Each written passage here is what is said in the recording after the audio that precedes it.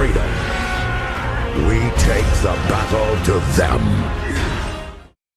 Siema, z tej strony Optimus i dzisiaj jesteśmy na Królestwie 3.5.5.2. Tak, jesteśmy na Królestwie, gdzie projekt Skoczka, można powiedzieć, oficjalnie, może prawdopodobnie się udał. Jakby tak powiedzieć, przeglądałem już parę ostatnio też tu możliwości, jakby tak powiedzieć, tu chłopaków. I też przeglądałem to, co tutaj chłopaki w ostatnim czasie, jakby tak powiedzieć, ogarnęli. Naprawdę ta migracja im wypaliła. Zresztą możecie zobaczyć sobie tutaj na ranking. Siła sojuszu. 5WW, WW5W to jest nasz sojusz, wiadomo. 5WD52 tak samo. WW5-2H tak samo, to jest nasz sojusz. Tylko Kings of Glorious, którzy ponoć już chcą dogadywać, są jakby tak powiedzieć nie z nami. Tak samo 5.2G Wolves Glory są z nami. 5W5.2D z tego co wiem też są z nami. Jak widzicie, przez cały czas tutaj się rozwija 5.2WH, nie wiem, ale chyba też. Ogólnie większość tutaj 5.2N też prawdopodobnie będzie z nami, bo to coś mi się wydaje, że to jest cała rodzina, bo dużo ludzi się dołączyło, jak zobaczyło, ile tutaj graczy, ile tu sojuszy skoczyło i jak tutaj się ogólnie chłopakom to wypaliło. No mogę powiedzieć, że jednak ten sojusz jest rzeczywiście jest wszystko jakby tak tip-top. Tutaj widzicie, chłopaki bardzo fajnie siłą stoją, rozwijają się, chłopaki i dziewczyny, no, wiadomo. Mamy tutaj widzę, że tu jest wielu rebów, którzy pocisnęli troszeczkę siłą, no tak zapowiadali, tak zrobili. Ja ofen mogę powiedzieć tylko tyle, no ja jestem w tym momencie w akademii, ja niestety, no, moje konto się nadaje do tych topówek, ponieważ ja tutaj nie jestem spenderem, a też mam na głowie troszeczkę inne rzeczy, żeby siedzieć i żeby tutaj tak rozwijać, tak jak rozwijałem na 3.090, kiedy skoczyliśmy. Ja w tym momencie, na tym etapie też miałem gdzieś tam powyżej 1,5 miliona siły. W tamtym okresie, kiedy też robiłem, tak typowo się skupiałem na skoczku. Tutaj chłopaki no mają swoje wytyczne, więc ja po prostu też się tutaj uczony, będę sobie pomalutku coś tutaj tworzył. Będę się mniej rozwijał, bo wiadomo, nie będę miał jakiegoś tam wsparcia sojuszu, bo to jest taka, ale powiedzmy akademia, czy gdzieś tu farmy sobie trzymają, więc mi to tam nie przeszkadza, bo wiecie, no ja sobie tutaj to pomalutku tak będę kombinował, tworzył i mi jest wygodnie z jednej strony. Jak to będzie wyglądać przyszłościowo, zobaczymy, jak tutaj to KD się będzie rozwijało. Ja sobie będę pomalutku budował, robił sobie takie konto, które wiem, że mi się przyszłościowo też przyda. Czy jakieś tam kiedyś będą wpuszczone migracje albo coś, powiem wam, że nie wiem. A odpowiadam na to pytanie, bo już takie pytanie dostałem ostatnio na priv. Dużo też widzę, że też do mnie piszecie na priv, więc czasem wam tutaj wolę odpowiedzieć, bo nie zawsze mam czas, żeby na wszystkim odpowiadać na każde pytania. Ale tak jak mówiłem wcześniej, no ja tutaj jakby tak powiedzieć jestem bardziej tak jako obserwator i ktoś, co sobie tutaj jakby tak pogrywa i kibicuje, żeby to chłopakom tu Polskie Królestwo wypaliło jak najlepiej. Zresztą jak widzicie, nie robiłbym tego skoczka i w jakiś tam sposób sobie go pomalutku nie rozwijał. Tym bardziej, że no konto free to play ma to do siebie, że nie ma tam nie wiadomo ile speed-upów, jeżeli też jest w innym sojuszu, no to też muszę się liczyć z tym, że będzie szło powoli, chłopakom tutaj będzie na pewno szło dużo szybciej, więc no tak jak widzicie, naprawdę nieźle. Zobaczmy sobie jeszcze na ranking siły indywidualnej, tak jak widzicie, no top 2 no to są chłopaki tutaj jakby tak z polskich sojuszy. Tak samo tutaj KG5.2, to dobrze wiem chyba, KG5.2 bez nie z naszego W5W, 5W, ok, DOP też jest z nami. No mamy widzicie, dużo takich kod, które są naprawdę dużo ważą. No i zobaczymy, jak to będzie wyglądało. Mam nadzieję, że naprawdę tutaj się to będzie rozwijało i chłopaki będą sobie to pchać w jak najlepsze stronę. Mają ten ambitny plan, mają jakieś tam rzeczy zachowane. Zresztą możecie oglądać filmik dotyczący ogólnie projektu Jumper, który oni opowiadali. Mają takie struktury, fajnie to wygląda, jest to bardzo podobne do skoku 3.090. Myślę też, że tam troszkę było jednak więcej ludzi, było więcej tych sojuszy, ale tu naprawdę nieźle też wygląda. No i też mogę stwierdzić, że było trochę więcej Welli, bo pamiętam, że my na początku KVK weszliśmy czy KVK weszliśmy w Kingslandy, to tam mieliśmy 3-4 graczy, którzy już po 5-6 milionów siły latali, więc to był bardzo szybki, ale wiadomo, no zagraniczni zawsze mają troszeczkę gdzieś tam taniej i ogarniają to walutowo dużo lepiej.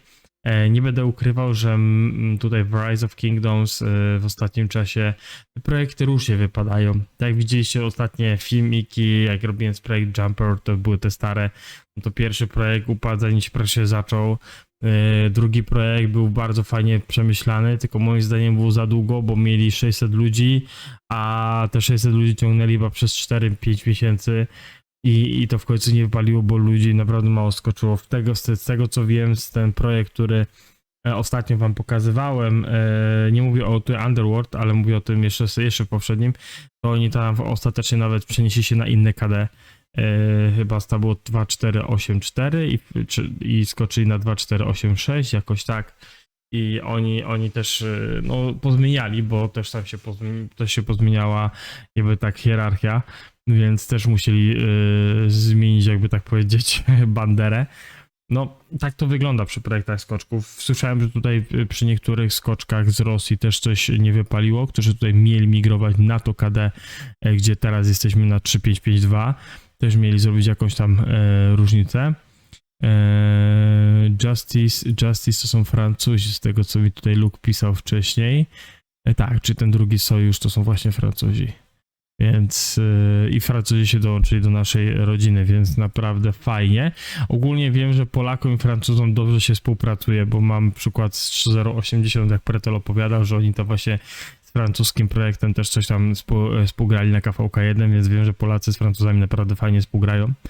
Gorzej z Turkami. Słyszałem tam, że tam jakiś sojusz turecki jeszcze coś tam chciał. No ja bym się w Turków nie pchał osobiście, ja mam złe doświadczenie z Turkami. Znowu z Azjatami mam dobre i złe znowu, a z Ruskami też jest dziwnie. Ruscy mają to do siebie, że potrafią bardzo chcieć postawić na swoje i też jest ciężko z nimi tam czasem coś dogadać, jeżeli są bardzo uparci.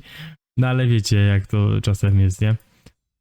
Ja sobie tu też pomalutku zbijam barbarzyńców. Nie mam jakiejś tam dużej presji, ale no fajnie, że tutaj mi to jakoś no for fun gram, tym bardziej wiecie, za niedługo KVK, o tym też będziecie mieli oddzielny odcinek, zresztą też macie odcinki z testów, które wam nagrywałem ostatnio, zresztą też jak mieliście okazję lub też nie mieliście okazji, też możecie sobie zobaczyć, jak wygląda moje testy wyglądały z punktu widzenia widza, jeżeli chodzi o kolegę tutaj Snowa, bo zarazem ze Snowem robiliśmy live'a wczoraj, więc tam też testy, jak was ktoś interesuje, co tam nowego pochodziło, no to zapraszam, odpalcie sobie, bo moim zdaniem naprawdę fajnie. Coś takiego się ogląda i też można niektóre rzeczy sobie tutaj, jakby tak powiedzieć, lepiej ugrać. Czekajcie, tylko tu sobie wystawię. To nie. Mało tych nas damy tarany. Okay. I jeszcze chcę puścić, wiecie co, 3 marsze, żeby się expił mi dowódca. Możemy też tak zrobić.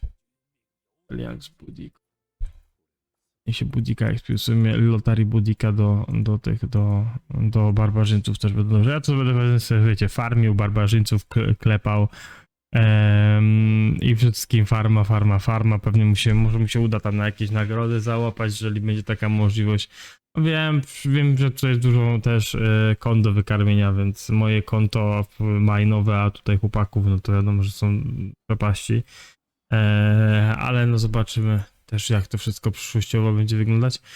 Mam nadzieję, że będzie naprawdę fajnie i mam nadzieję, że chłopaki tutaj doprowadzą to KD. Przede wszystkim pamiętajcie, tu KD się skupia głównie na Kiwiki 2, a nie na Kiwiki 1, więc jeżeli na Kiwiki 1 będziecie widzieć, że im jakoś nie idzie, nie raźcie się, bo to będzie celowe zagranie, ponieważ oni odpuszczają KVK 1, by pocisnąć KVK 2. Taki jest plan, ponieważ na KVK 2 no jest większa możliwość po przegranym KVK1, wiadomo, jest większa możliwość migracji lepszych kont, bo nie ma tylu chętnych, chociaż teraz po tych zmianach z tymi rubinami to może aż takiego dłuższego boomu nie będzie, ale i tak stara taktyka, którą kiedyś Chińczycy zapowiedzieli, odpuszczamy KVK1, by potem KVK2, KVK3 cisnąć z lepszym składem, dalej obowiązuje, więc czemu nie?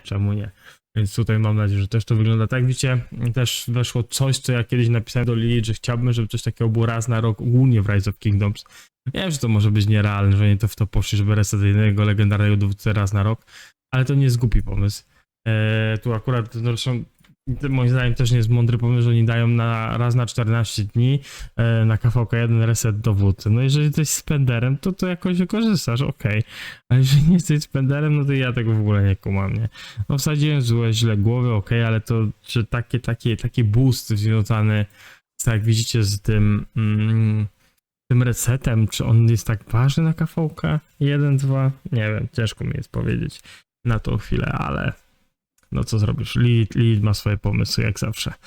Więc jeszcze raz zapraszam was do projektu Jumper. Będę przez cały czas relacjonował, będę się starał tutaj odkrywać tą mapę coraz bardziej, żebyście też mogli wiedzieć, jak chłopaki się też budują, bo tak jak widzicie, no ja tę mapę nie mam dużo odkrytej, ja tam sobie pomalutku coś odkrywam, wszystko.